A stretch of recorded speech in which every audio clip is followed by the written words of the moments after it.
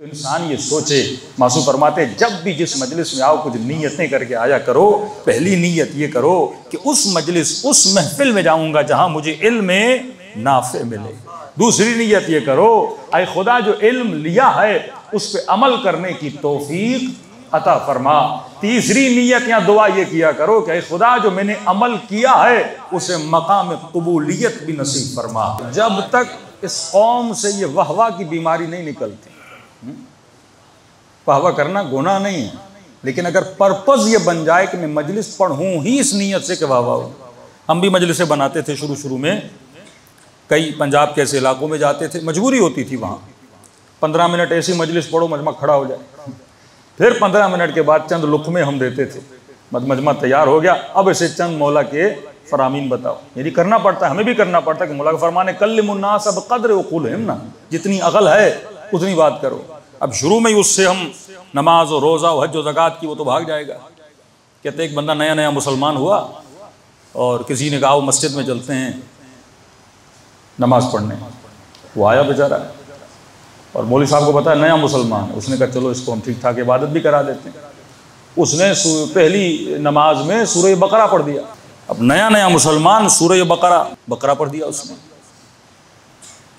बेचारा थक गया। 3 जुज़ तकरीबन कुरान के पढ़ लिए उसने। नया नया मुसलमान है, इसको बहुत जल्दी जन्नत में हमें भेजना है। चला गया, अगले दिन आया कि चलो फिर नमाज पे चलते हैं। वो मस्जिद में जैसे आया कहा मौलाना साहब आज कौन सा सूरा पढ़ेंगे? का सुना है कल तुम बहुत थक गए थे तो आज हम सूरह फील पढ़ेंगे। फील का मतलब हाथी, हालांकि फील सूरा बहुत छोटा है, नाम बहुत बड़ा है। तो ये उसी दिन मस्जिद छोड़ के भाग गया। का कल सूरह बकरा पढ़ी थी तो इतनी देर मुझे खड़ा रहना पड़ा, आज हाथी पढ़ोगे तो पता नहीं कितनी देर खड़ा रहना पड़े।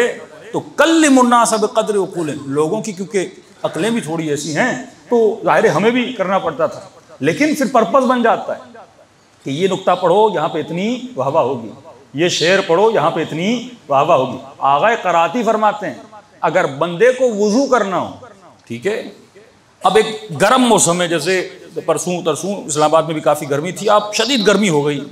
अब आपका दिल है कि कहीं पे आपको एक चश्मा नज़र आया, चश्मे में ठंडा पानी था, अब आपको गर्मी भी लगी है, आप आगे बढ़े, कभी गर्मी बहुत है, इस पानी से मैं वुज़ू करता हूँ ताकि मेरा बदन क्या हो जाए, ठंडा हो जाए। कहते हैं ये वुज़ू खुदा कबूल नहीं करता क्योंकि अल्लाह के लिए नहीं था, अपनी गर्मी को मिटाने के लिए था। हाँ, इसमें रज़ाए इलाही शामिल नहीं थी। तो अगर हमारे आमाल में बंदे शरीक हो जाएं, ये सबसे बड़ा गुनाह है। अश्शिर्को, ये अर्रिया हुआ शिर्क कुल्ले, जो रिया है वो बदतरीन शिर्क है। आज हम अपनी इबादतों में अपने आमाल में अगर बंदों की खुशनुदी को राज़ी करेंगे, खुदा कभी हिदायत नहीं देगा। करबला यही बताती है, हुसैन एक को राज़ी करने गए और वो था ला इलाहा इल्लल्लाह, और खुदा ने क्या मकाम दिया इमाम हुसैन को, आज कायनात देख रही है। यजीद लोगों को और अपनी ज़ात को खुश कर रहा था, आज न नाम यजीद है न यजीद को कोई याद करने वाला है।